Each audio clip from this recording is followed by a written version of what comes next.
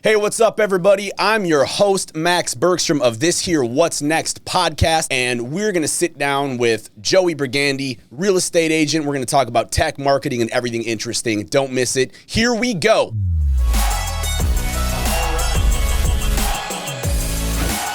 sit down with real estate agents and talk about how the industry is changing, thriving with technology. We look at strategy. We love it. Welcome to What's Next podcast.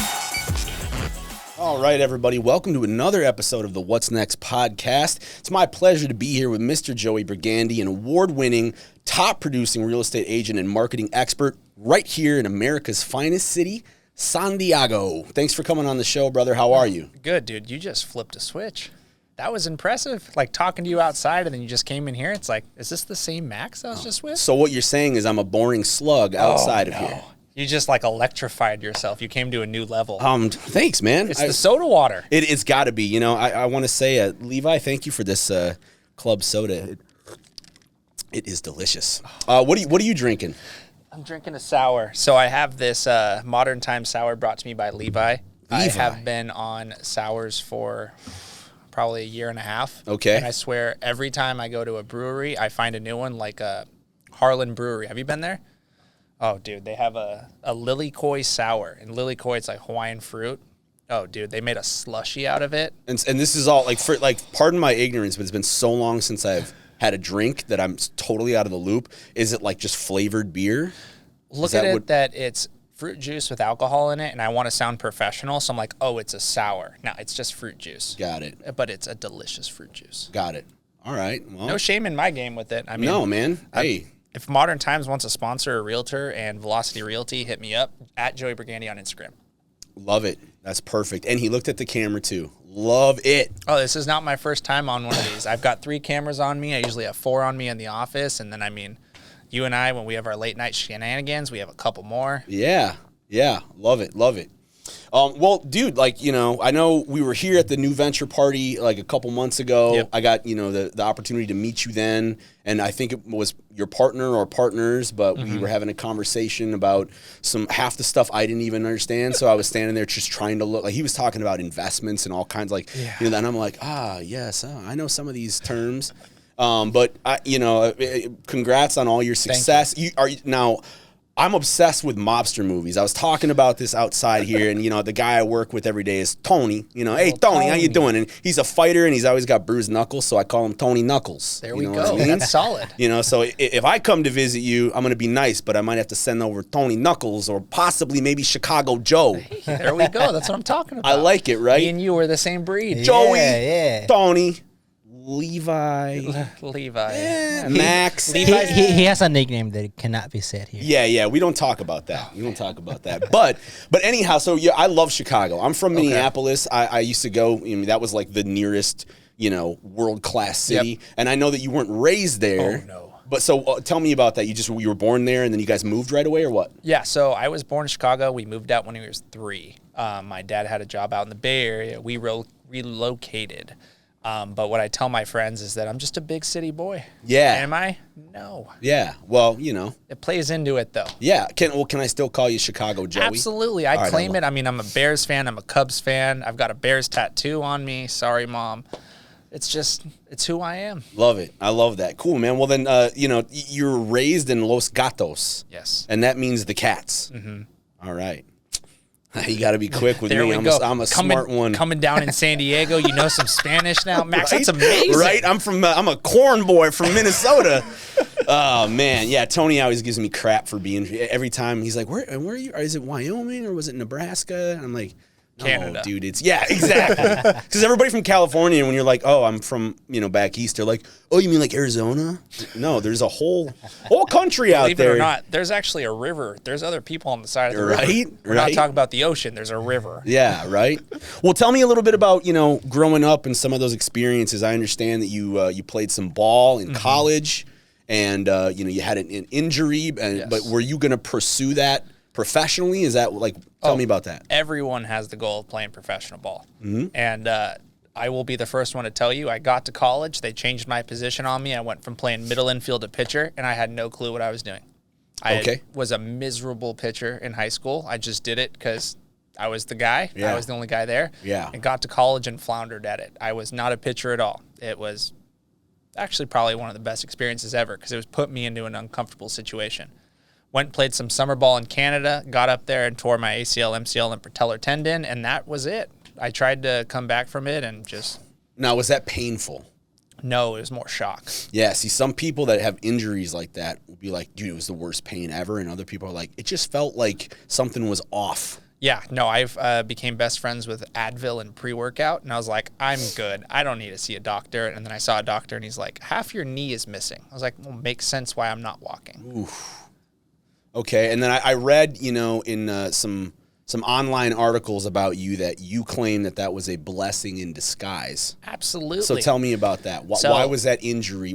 How were you able to pull greatness out of that adversity and use it for something positive? Because I love stories surrounding stuff like that. Absolutely. So if you are not familiar with the game of baseball, it is a game of failure. I mean, we celebrate being 3 for 10. I mean, you're a Hall of Famer. If you get 3 hits out of every 10 at-bats, you're in the Hall of Fame. Right. So transitioning that into school, which led me to real estate, I mean, real estate's all failure. Mm-hmm. I mean, I can make 100 cold calls and get 3 responses, and I'm pumped. I got 3 appointments out of that. So this constant battle of failure kind of led me to this person that I am today where I can get hit in the face 9 to 10 times, and I'm still going forward. Mm-hmm. And something my dad always taught me is, like, if you fall forward and you land on your face, you're still going forward. Yeah, that's great. That's awesome. My first year in real estate, I think I fell forward about 195 times, but I still was going forward. Mm-hmm. And baseball did that to me. It was this ability to take any sort of adversity or any sort of event that we were going through, regardless of the outcome, take a step forward, keep moving on. Yeah. Yeah, that's awesome. I mean, I totally can relate to that. I mean, whatever you're doing, the only guaranteed way to fail is to quit. Yeah. Right? Like, that's the only thing. You can either continue to do it or you can quit. And if you quit, you're for sure not going to reach your goal. And it's something that I talk about with my coach all the time. Quitting is never an option because that's just not who I am. I think quitting is something that's in you. Mm-hmm. So if something comes in your life and you quit at it, you're probably a quitter. Yeah. I can't name anything that I haven't tried 5 to 10 times that I gave up on. I'm not a first-time quitter. Mm-hmm. So if someone is ever like, hey, you know what, got into this, like cold calling, favorite thing with real estate. Someone's like, oh, called for a week, not doing it anymore. You're a quitter. Mm-hmm. Not a good job for you. You enjoy the cold call. No, I don't. But you do it anyways. I do it all anyways. Because you got the discipline. It's not even the discipline. Need to do it. It's actually structure. So every day, every 30 minutes, we have a time block that I'm doing something different every 30 minutes, and I record and track it all. Oh, damn. So it's actually down to a science of what I do to make sure that I'm getting results that are actually from what I am doing. So then, all right, so then take me, what's a regular day then? Oh, God. I can't put high level. Without putting all the secrets out there. Yeah. Let's say we have social media activities, we have prospecting activities, we have follow-up activities, we have new client activities, and post-client. All right. So like client. all those are broken down, and then there's specific things. Yep. And so you have your daily, and then different tasks, and then it's half an hour time blocks. Half an hour time blocks. How do you transition? How do you mentally transition from one thing to a different thing and like keep focus? It seems like 30-minute blocks would be.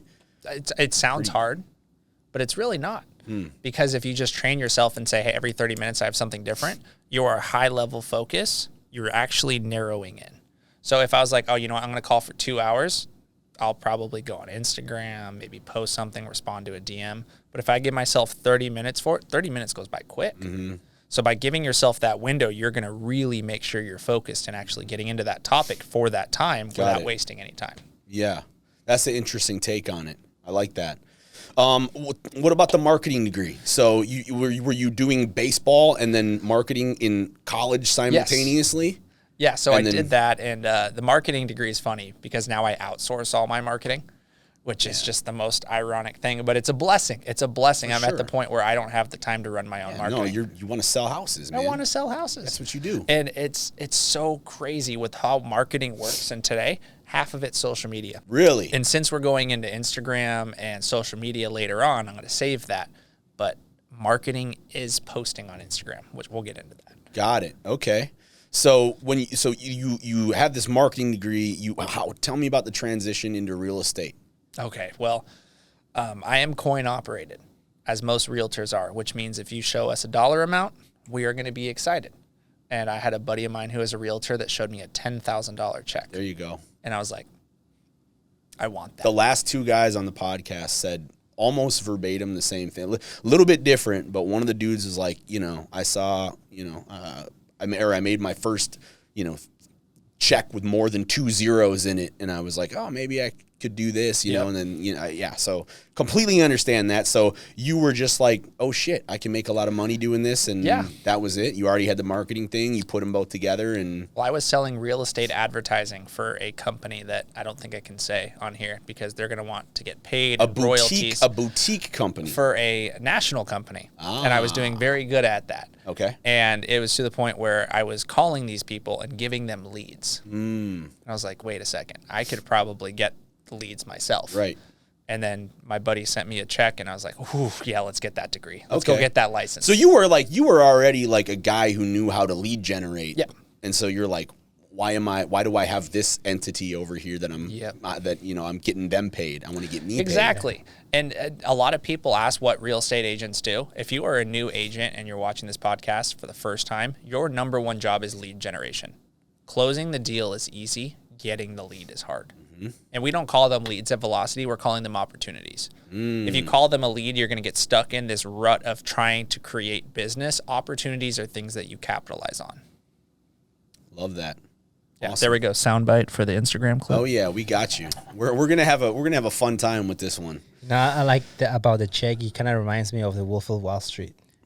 Yeah, right. Show the check. Dude. Yeah. Show me the check right now, right? And I quit my job and I work for you. Yeah, kind of reminds me of that. Yeah, that's a great scene. Yeah. I love that movie, by the way, The Wolf of Wall Street. I think it's because they're all degenerate drug addicts, which is why, like, the whole time I'm like, this is great. Have you seen this? Like, I just loved it. It's like, why wasn't I called to be in this? Exactly.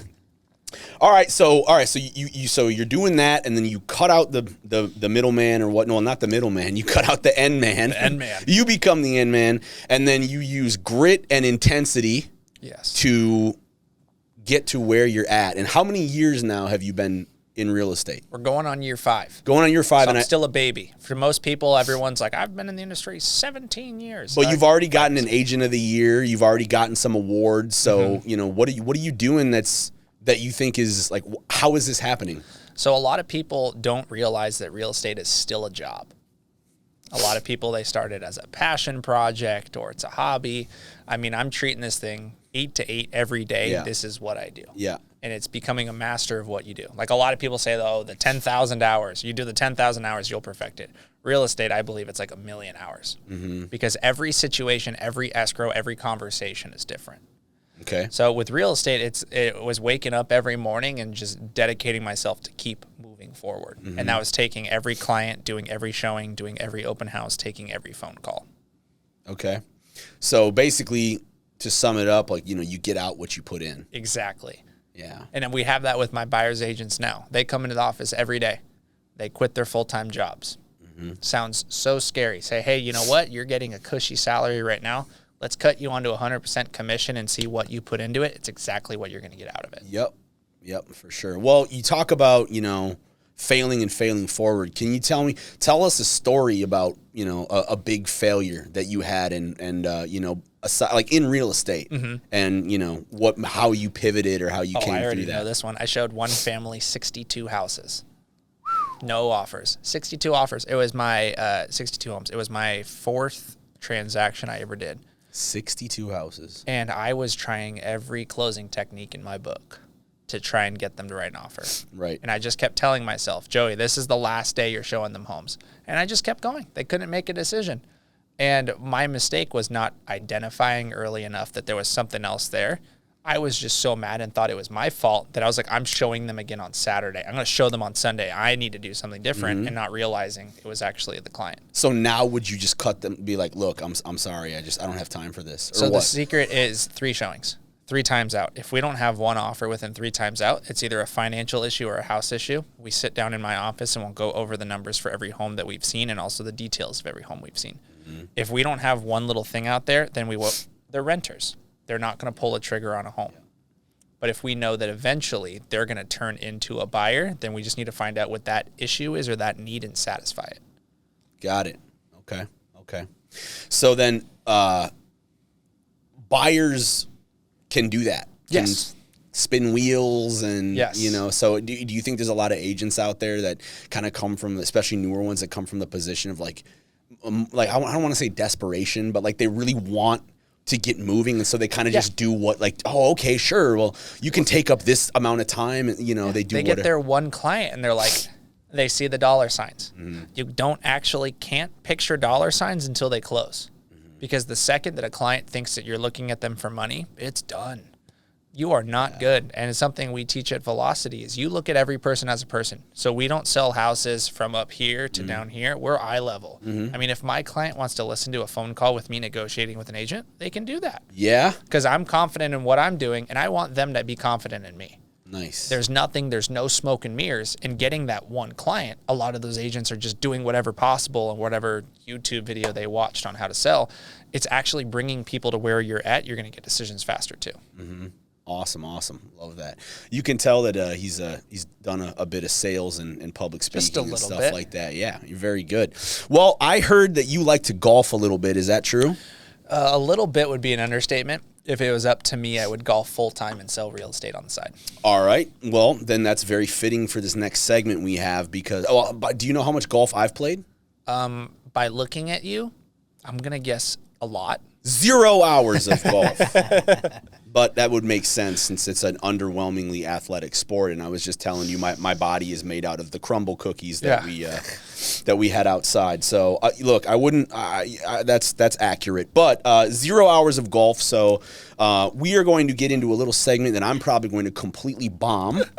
It's called "Are We Golfing or What?" All right, I'm here with Tony. Good. I'm here with Joey. Are we golfing or what? So Tony, Tony Knuckles is going to read the questions, and then you're going to guess. Okay. All right. Ready, guys? You're going to start with, are we golfing or what? Yes. So I'd like to solidify my answer. I'll go with A. there you go. You won. Back in school, everything's C. Everything's C. Everything's C all the way down the road. That's why I got C's on my degrees. Right. All right, so first question is, what year was PGA of America founded? Options are 1886, 1916, 1932, 1949. Okay, you're the guest, so you go first. Plus, you're smarter at this than me. Can we do E? I don't know. Let's just do, I think you said B, 1916. 1916, okay. Yeah. You, Max? I'm going to go with 1932. 1932, no, it's 1916. Was it? Yeah. You like that? I act like I don't know. There you go. I see. Yeah, good. See, all right. Are we doing I points? get your game here, Bergandi. I see your game. Are we doing points again, Max? Mm-hmm. Yeah, all right. Can Levi help with the keeping track? Yeah, so what is it? 10 to 0? Okay, 10 to 0. 10, wow. 10 points. Generous. Yeah. Tony came up with the structure. I thought so, too. Yeah, I kind of want to, get in bets with him. Dude, that's the first time I've been a 10 in my life. No. You like that? You like that? You be so humble over there. Yeah. All right, so let's go to the second question. Okay, second question. All right. Max 0. Joey has 10 points. Chicago. All right. Chicago Joey. Hey, Yeah. give him 10. All right, give him a 10. 10 points. How you doing? How's your All mother right. doing? All right, guys. So second one. What golfer invented the modern sand wedge? Ben Hogan, Sam Snead, excuse if I pronounce it wrong, Byron Nelson, or Gene Sarazen? Did he say Gene Simmons? Gene Simmons. This is, Hulk Hogan? Oh, no. Ben Hogan. All right, that's my answer. Yeah. Ben Hogan. That's my All right. answer. Yeah, me too. all right, now that's both wrong. It's Gene Sarazen. Gene Simmons? Yeah, he said Gene Simmons. Gene That's why Simmons we missed from it. Kiss. You know, both of us, we were Hey. talking about the concert the other know, day. man. We had to see Fall Out Boy and Green Day and your Weezer. Yeah. That's where our head was It's at. right Yeah, here. yeah. Hell It's the mega, baby. Sarazen. Oh, if you would have just spelled that out, we would have got that right. Sarazen? It was on the tip of my tongue. Sarazen. Oh, okay. All right, so 0 points. Okay, so Bla- 10 to 0. blame it still. on my accent then. That's fine. All right. We will. Let's give him 5 points each. Okay. So You're on the board. we get pity Congrats. points. Oh, I get pity points. He is generous. What's the third question? All right, so who was named PGA Tour Rookie of the Year in 1996? Bro, I was 2. Yeah, but this. Yeah, I was 6 years old, so I don't know. Yeah. All right, so you want me to give you the options? It's Stud Hamilton, Hale Irwin, Tiger Woods. This is I don't know. It seems like a Middle Eastern name. PGA sign. It's got to be. Tiger Woods. Yeah, that's correct. Awesome. 10-8. Yeah, baby. We love that. 2-year-old Joey just remembers sitting there watching Tiger Woods win the Rookie of the Year. Yeah. I was there. I only remember Tiger Woods having a lot of women. That's all you remember about him? Oh, yeah, that dude. Wow. That'll be fair. Oh, that dude, Stanford did that to him. Shout out to Stanford. Shout out to Stanford. Oh, amazing. Amazing. Dude, that's funny. All right, next question, please. Tony. All right. Tony Knuckles. So we're moving on to question 5, right? 4. Question 4. All right. So, what type of golf clubs are used for long shots from the tee, so TEE, right? Or fairway. Okay. So it's woods, irons, wedges, and putters. Tony, you don't play a lot of golf either, do you? No, never in my life. I was gonna say Mini golf once. Do you want to answer that one first?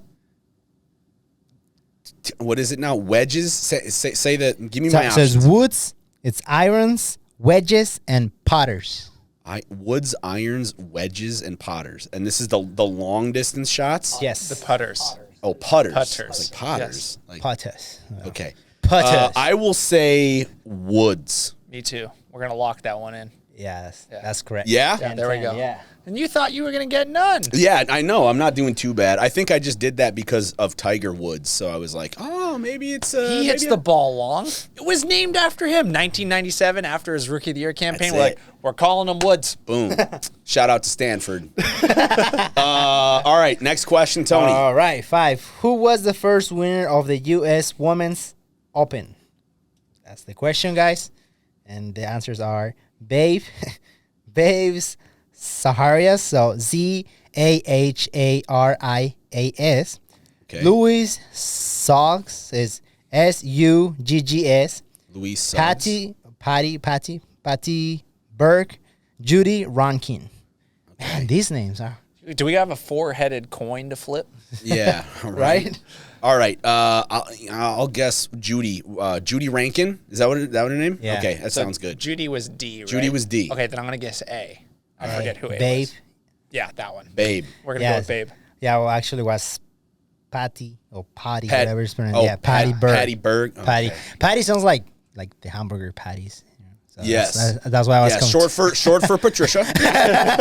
Hey, you never know. Yeah. Or maybe never know. she just loved hamburgers. Oh my gosh. Who knows? All right, so 0 points. Okay. Number 6, let's move on to in 2004, who became the oldest golfer to win PGA Tour Rookie of the Year? Number 1 is Todd Hamilton. Second, Carlos Franco. BJ Sang. Frank Licklitter, the second. Okay, spell BJ. How do you spell that? The last name? The last name is Singh. Well, Okay. VJ Singh is my Oh answer. yeah. That's mine too. Yeah. Okay, you pick that one? Yep. It's actually Todd Hamilton. Hi, Scrooge. I'm still winning. Man, jeez. What did I ever No, do? VJ Singh was on like year 7 or 8 by then. Was he? Yeah, I I think so. recognize the name, Yeah, but same that's here. about it. Yeah. All right, so next one is who was the first golfer to reach $1 million in career earning on the PGA Tour? Bobby Jones, Arnold Palmer, Jack Nicklaus, Tiger Woods. Arnold Palmer. See, that sounds right. I'm going to lock that one in too. It has to. Yeah, that's correct. It has to. Plus, the drink is delicious. Oh, yeah. It is. Yes. Who would have thought something so simple? Some tea and lemonade. Yeah. So simple. Yeah. Tasty stuff. Yeah. All right, so number 8. You guys got 10 points each. All right. So number 8, what golfer set a PGA Tour's record in 1945 by winning 18 tournaments? These are tough questions. In 1945. Hell yeah, they're tough questions. I'm sitting here like my dad wasn't even born yet. Oh, God. So it's Ben Hogan, Byron Nelson, Bobby Jones, Bing Crosby. Bing Crosby is a singer actor. Was he a golfer too? Bing Crosby? Yeah, Like- Bing Crosby. Yeah. I want to talk to whoever found these Like questions. White Christmas? You know, I want to talk to that person too. I'm I going want to Ben talk Hogan. to that person too. Ben Hogan. Okay, I'm going to say Byron because that sounds like a super old school name. Whatever Byron you was. pick? Ben Hogan. Ben Hogan. Oh, it's actually Byron. There you go. Hey! Dude, that's a power name. Maybe Oh, we you need guys- to bring that name you guys back. got catching Byron? up. Byron? That's so what where are we at? Where are we at? We're tied. No, I'm tied. up 5? No. Oh, no, we had 5. Oh, we're tied. Tied Yeah. going into question 9 or 10. 9. Ooh. Then yeah, so it's 2 more questions. I so- told you were going to win. I don't know. It's a guessing match for both of So us. it's 2 questions. So if one of you get this question right, We're going to do that stupid YouTube. The next one's worth 100 points. right? I should have done baseball. Oh, dude. huh? Yeah. Should have done that instead, huh? That's fine. I mean, Round 2. Next time you're on the show, we'll do baseball. All right. So, what golfer replaced Tiger Woods at the top of the official world golf rankings in 2004? Tom Watson, Phil Mickelson, Todd Hamilton, or BJ Sing. Singh? Yeah. Okay, so little back here. I was 8. So Yeah. Well, I was 18. so you should get this right then.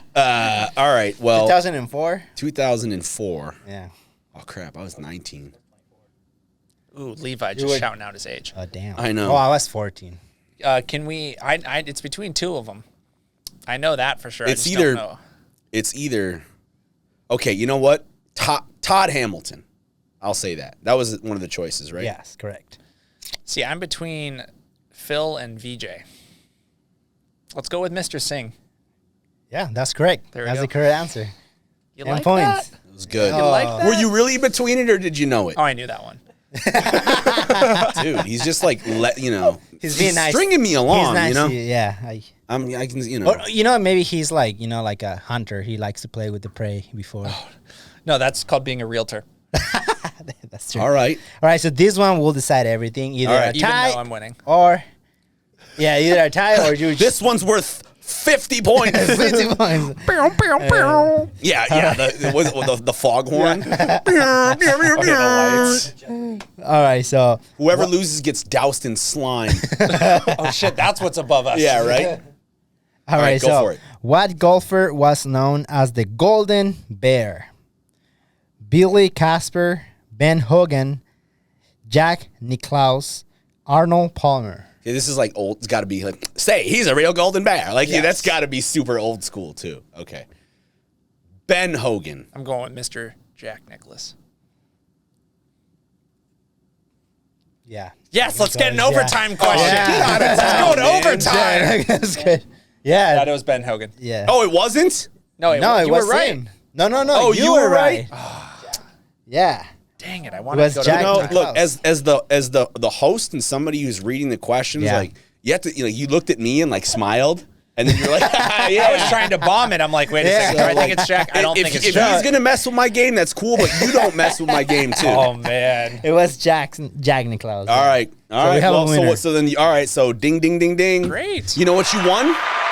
No. Your prize, sir, is 4 crumble cookies. Oh, I love that. My and fiance. 5 modern times sour beers. I'm gonna give the cookies to my fiance, and I will take the beers myself. Yeah, well, I'm glad you mentioned that. Tell me about the engaged life. Your fiance, she's a police officer. Yes. What's that like? Oh, it's honestly amazing. Yeah. Like, it's a high stress job, which I get, but I just have the most amazing partner through my life. Mm-hmm. So it's the most supportive person I have in my corner, biggest cheerleader, and just one thing that my family always taught me with relationships, same thing with business, you're eye on everything. Mm-hmm. No one's above each other, no one's below each other. All Yeah. decisions are made together, everything is together, and Yep.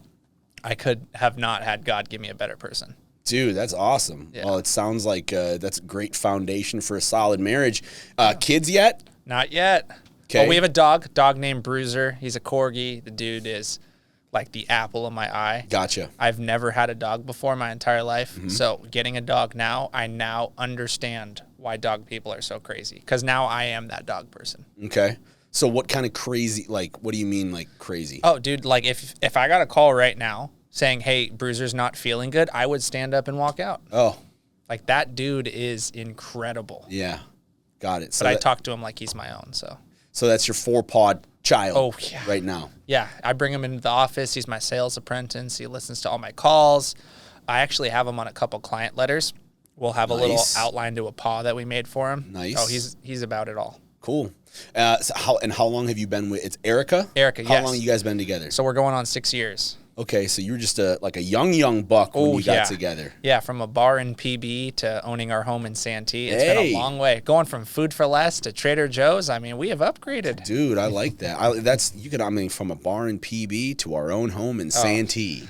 Oh God, clip that. Right? I like that. I think you should put that on your wedding invitations. Did you do that? Oh no, they're not on there. Good. No, because don't take anything I say seriously. None of it. Just ask these guys. Nothing. All right. Well, dude, I mean, you want to talk more about business? I'd like to get into... You want to talk about tech? You want to talk about marketing, social media? Selfishly, can I talk about Velocity? Absolutely. Okay, so... You're the guest. Thank you. Velocity, we are our own brokerage here in San Diego that's built off of empowering agents. So I'm talking to all you new agents that are at a home right now that you're getting fed leads and you don't know what to do with it. Velocity, we actually teach the art of conversion. Now, it's not sales. It's something that you and I have in common is psychology. Mm-hmm. We are not selling houses. We are selling people. Mm-hmm. Yep. Which a lot of people are like, oh, yeah, we're going to walk through this 3-bedroom, 2-bath, granite countertops, white shaker cabinets. It's gorgeous. That's not our job. Our job is opening the door and listening to someone's wants and needs, identifying that, and then helping them go to wherever they want to go. Mm-hmm. So, like, a number one thing that we're dealing with at Velocity is everyone wants an ADU. Everyone wants that accessory dwelling unit to rent out. No one knows why. Flat? Yeah, no one knows why. Everyone's like, I heard I can make income off of it. But it's actually listening to people's wants and needs, which we always harp on at Velocity, and getting people exactly what they want. Mm-hmm. And I think it's a good transition into Instagram, which if you follow me at Joey Bergandi, that's one word, JoeyBergandi. It's all content, and it's annoying. I will tell you, it's very annoying. 5 to 7 stories a day. We have 5 posts a week. Yep. Sorry, I do not post them on there. My social media manager does, but it works. Yeah. Getting in front of people is the hardest thing to do in today's industry. It's attention. Yep. It's attention. People are losing today because they cannot grab attention. Yep. You need to get people's attention because everybody's on social media. Mm-hmm. Everybody's doing this. You're not competing with, people that can advertise and spend money on it anymore. You're competing with everybody. So it's crazy. You have to make enough noise to stay in front of people, which is what I tell people. It's like, no, you should vomit content. Yes. Every day. Good. If they're annoyed, good. And the best part is you have to post when people look at it. Mm-hmm. So my 5 stories go up based off of my demographic and what their break times are at work. Yeah. Pay attention to the numbers, the analytics. Yep.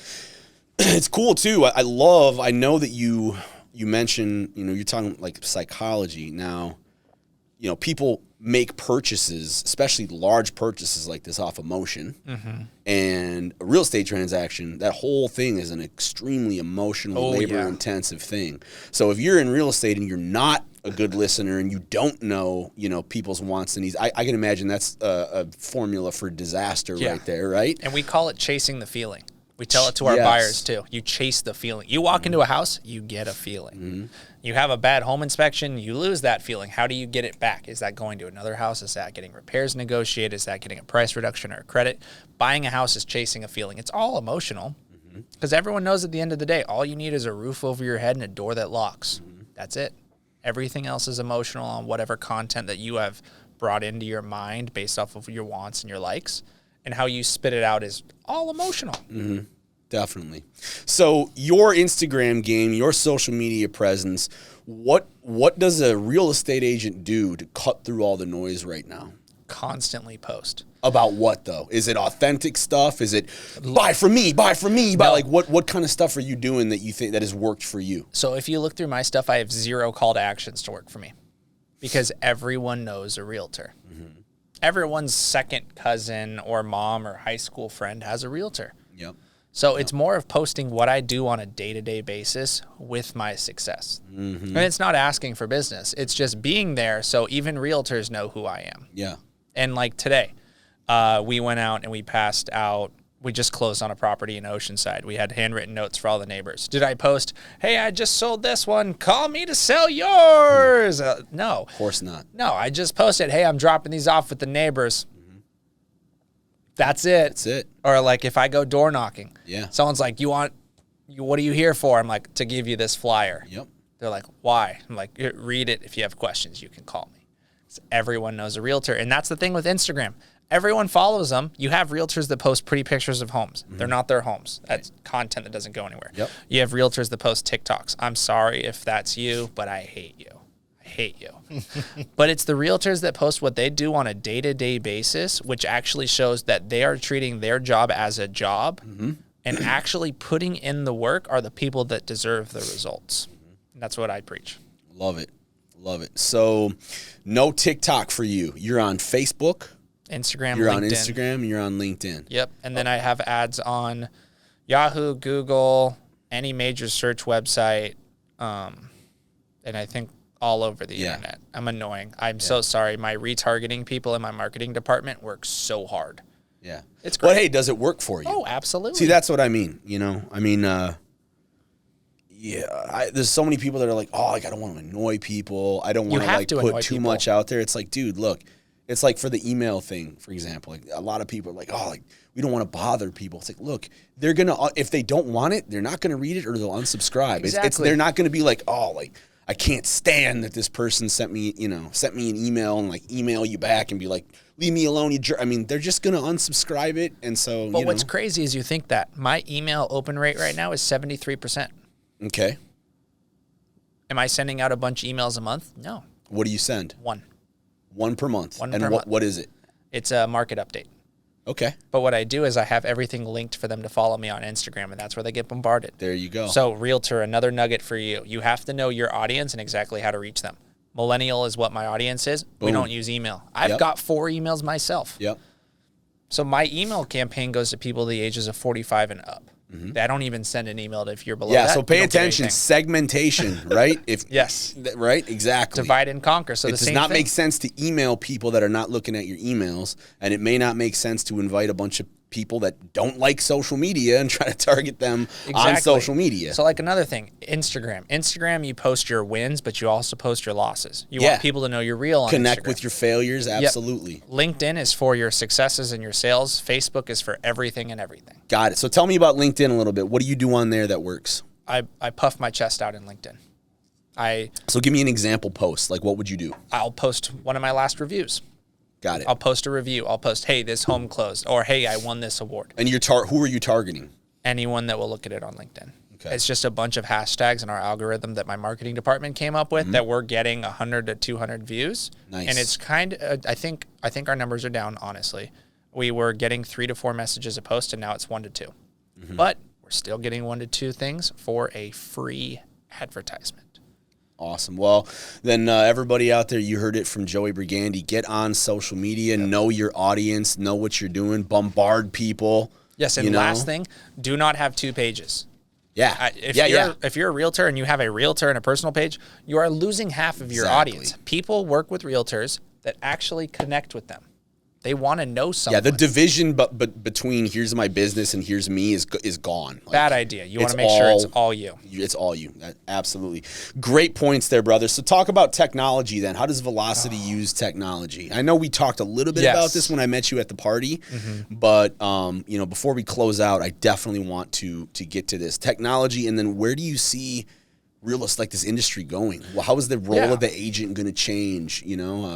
In the next 20 years. Technology, I'm not going to spread my secrets, but let's say that I'm a part of a brand that has dumped millions of dollars into our tech, and I have a system that I can do everything from have my assistant order flyers to put a property on the MLS, to write an offer, to get it signed, and to actually correspond with everyone in the transaction on my phone. One app.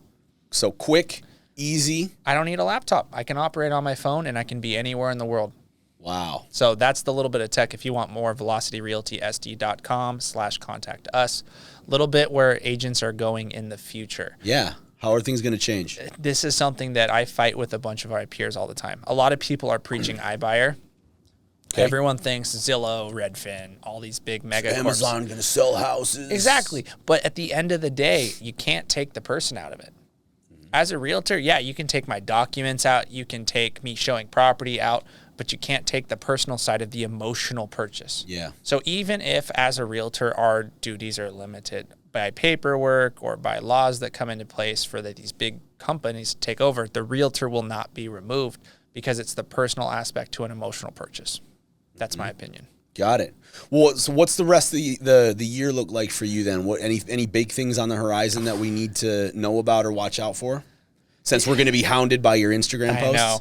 Well, we're on a record-breaking year Okay. for closings at Velocity, so you're going to see posts for that.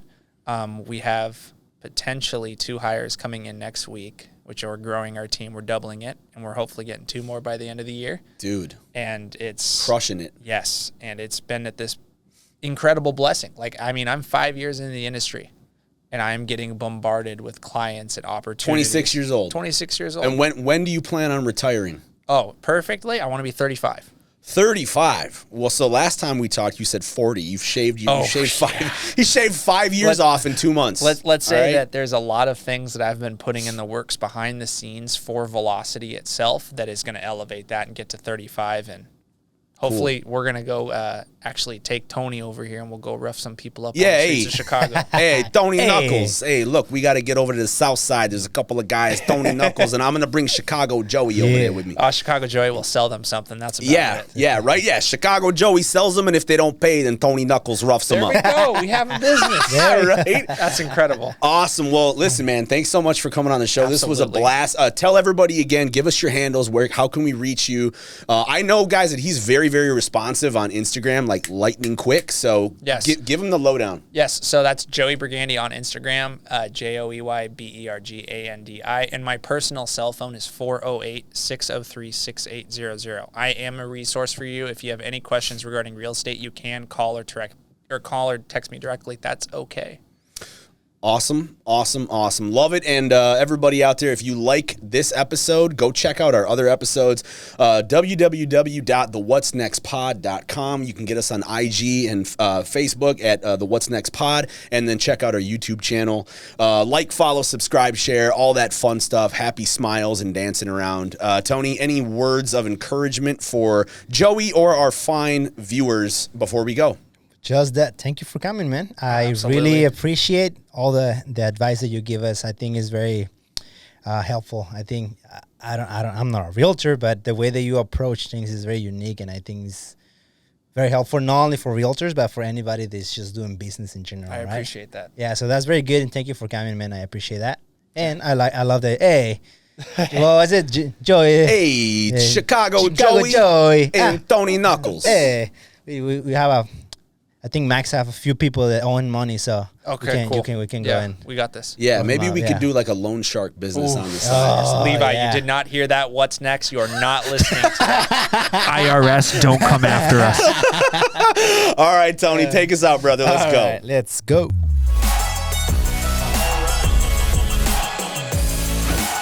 We sit down with real estate agents and talk about how the industry is changing, thriving with technology. We look at strategy.